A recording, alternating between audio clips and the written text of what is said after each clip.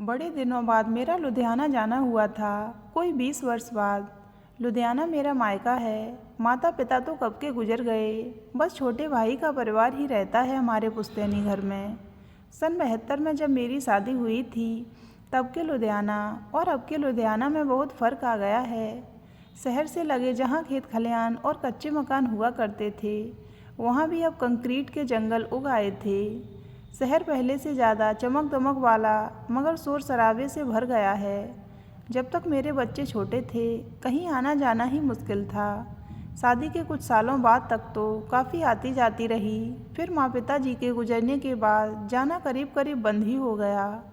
बच्चों की परवरिश और उनके स्कूल कॉलेज के चक्कर में कभी फुर्सत ही नहीं मिली। फिर बच्चे जवान हुए तो उनकी शादी ब्याह और नौकरी की चिंता में लगी रही। अब बच्चे सेटल हो गए हैं, पति भी रिटायर हो चुके हैं, तो अब फुर्सत ही फुर्सत है।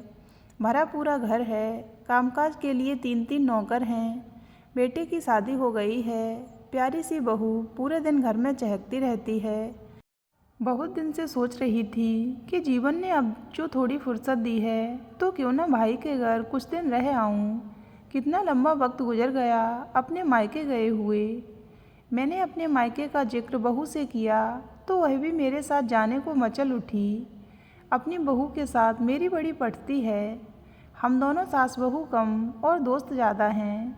हंसमुख बातूनी और हर तरह से ख्याल रखने वाली लड़की है मेरी बहू निक्की। सच तो यह है कि जिस दिन से निक्की हमारी बहू बनकर इस घर में आई है मुझे लगता है मेरी बेटी लाड़ो ही वापस आ गई है। लाड़ो की शादी कनाडा के एक व्यवसायी के साथ हुई है, इसलिए उसका आना जाना भी बहुत कम हो गया है, लेकिन उसकी कमी निक्की ने पूरी कर दी है। बहुत भाग्यशाली हूँ मैं कि मुझे ऐसी बहू मिली। सच तो यह है कि मैं उसे कभी बहू के रूप में देखती ही नहीं।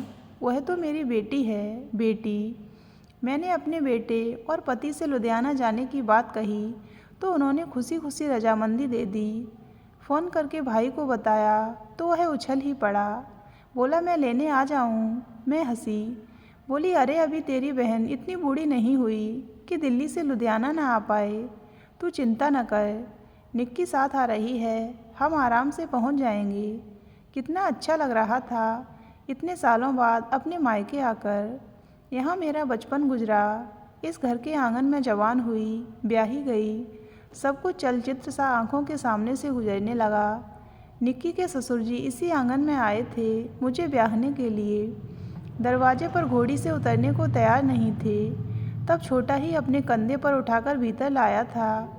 इसी घर के दरवाजे से माँ ने रोते कलपते भारी मन से मुझे उनके साथ विदा किया था। शाम को मैंने सोचा कि चलो कुछ पड़ोसियों की खबर ले आऊँ। पता नहीं अब कौन बचा है कौन नहीं। 4 गली छोड़कर मेरी बचपन की सहेली कुलवंत कौर का घर भी है, उसे भी देख आऊँ। मैंने निक्की को ढूंढा तो देखा कि वह रसोई में अपनी ममिया सास के साथ कोई पंजाबी डिश बनाने में जुटी है। मैं अकेले ही निकल पड़ी। कुलवंत कौर सुंदर और तेज तर्रार पंजाबन थी।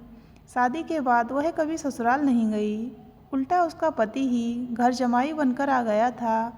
2 बेटे हुए, बड़ा तो जवान होते ही लंदन चला गया और फिर वहीं किसी अंग्रेजन से शादी करके बस गया। छोटा बेटा कुलवंत के साथ रहता था, पर भाई से सुना कि वह भी 5 साल पहले गुजर गया। पति पहले ही गुजर चुके थे। अब उसके घर में बस 2 प्राणी ही बचे हैं, एक कुलवंत और दूसरी उसकी जवान विधवा बहू। कुलवंत शुरू से ही बड़े अक्खड़ और तेज स्वभाव की थी, सब पर हावी रहती थी, लड़ने में भी उस्ताद थी। पता नहीं बहू के साथ उसका कैसा व्यवहार होगा। उसकी पटरी बस मेरे साथ ही खाती थी, वह भी इसलिए कि मैं उससे थोड़ा दबती थी। वह बोलती थी और मैं सुनती थी। यह तमाम बातें सोचते सोचते मैं उसके घर पहुंच गई। उसकी बहू ने दरवाज़ा खोला। आंगन में पलंग पर बैठी कुलवंत पर नज़र पड़ी तो मैं हैरान ही रह गई। मेरी ही उम्र की कुलवंत कितनी ज़्यादा बूढ़ी दिखने लगी है। बातचीत शुरू हुई तो पता चला कि ब्लड प्रेशर, डायबिटीज़, अर्थराइटिस, अपच और न जाने क्या क्या बीमारियां उसे घेरे हुए हैं। मोटा थुलथुल शरीर ऐसा कि खाट से उठना मुश्किल। उसके पति को गुजरे 20 साल हो गए। 5 साल पहले छोटा बेटा एक्सीडेंट में चल बसा। उसके बाद से कुलवंत अपनी बहू के साथ ही रह रही है। नाते रिश्तेदार अब झांकने भी नहीं आते।